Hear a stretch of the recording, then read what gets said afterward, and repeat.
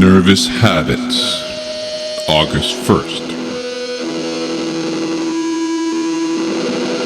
Life is a cycle of being framed for various acts you haven't performed. The speaker waxes philosophical.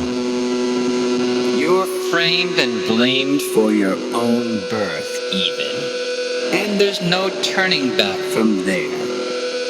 Your bad grades in school. That's not your fault. But still you're blamed for it. You actually have good grades. But there's a cover-up underway that nobody but God truly understands, since it is His way. But that's not the worst part of it. Your first and second marriages break up for something that is in no way connected to you, but you take all the blame. The act of being framed is not a malicious thing. In fact, each time you're framed, a whole new set of opportunities opens up for you out of the ones that have been taken away. And this is the beauty of the system. Still slithery, JC can only talk like this, as if he knew of no other way. I look at him and see how he lives. There he is, sitting in his little hut on the beach. It is years since he has retired from the world of boxing. But those blows to the head, instead of dulling his senses, seem to have knocked away the clouds that normally inhabit our thinking, and have unleashed a fresh mind unlike any other. Or was his wisdom that of the idiot savant, and his way with words just a subconscious reaction? It made no difference. The thing that was certain about him was that he had money and he liked to spend it. None of this money had come from boxing.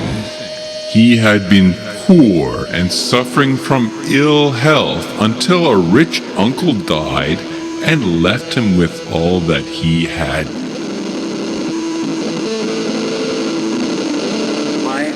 Always liked me because we were the only gay men in my family. I spent my youth boxing, while he spent it getting rich enough to attract handsome lovers, since he was so ugly himself. And now I am profiting from his inertia and stamina, and from that of his young lover too, I might add. Profit he did only in the vaguest sense.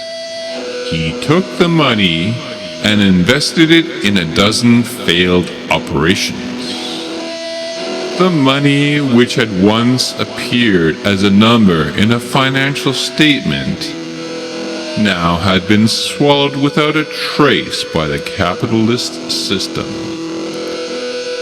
That which had only ever existed as a concept had now gone back to the dream world of never.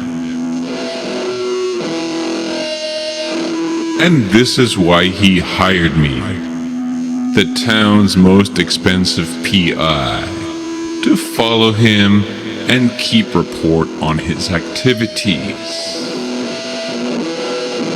That if he were going to get out of line in his spending, that I should report him to the police and have him arrested. He rarely met me in person, and I often got his written orders mailed to me, each one of them bearing an out-of-state postmark.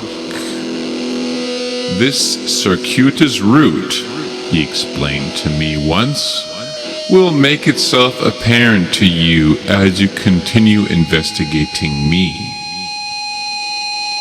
I decide to have the postmark traced. I find the post office that issues that particular postmark and ask the postmaster if that particular letter, always in the same type of envelope, always the same small denomination stamps cluttering the left corner, has anything familiar about it. I wait for him to reply, but he has nothing to say. I ask him to notify me if he sees another letter coming for me in the future, and I wait.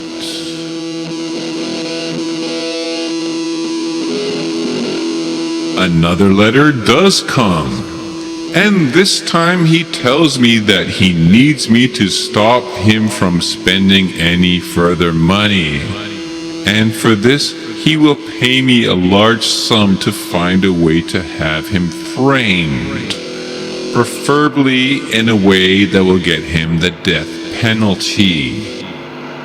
I phone my postmaster and ask him if he saw the person who mailed the letter to me. He tells me no, but will try to pay extra attention since the letter I had received had indeed slipped his notice.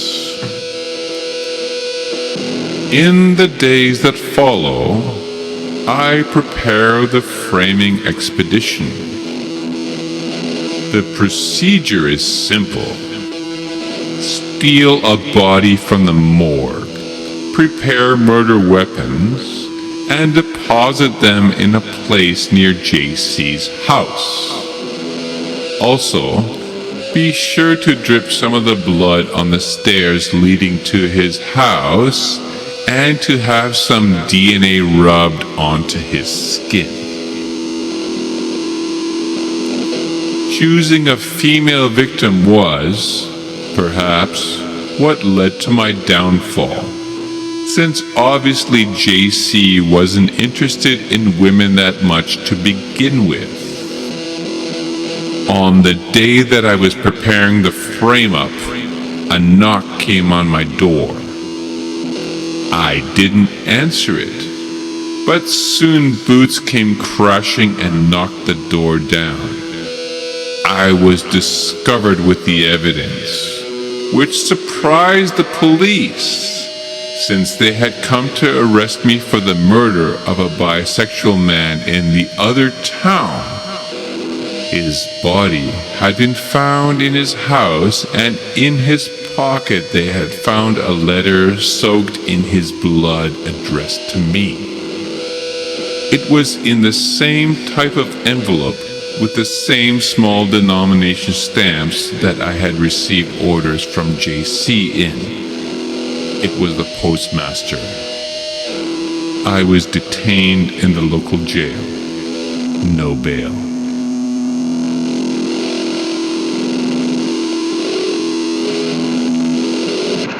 I sat in that jail thinking about what had happened. With my only phone call, I tried to call JC, but he didn't answer.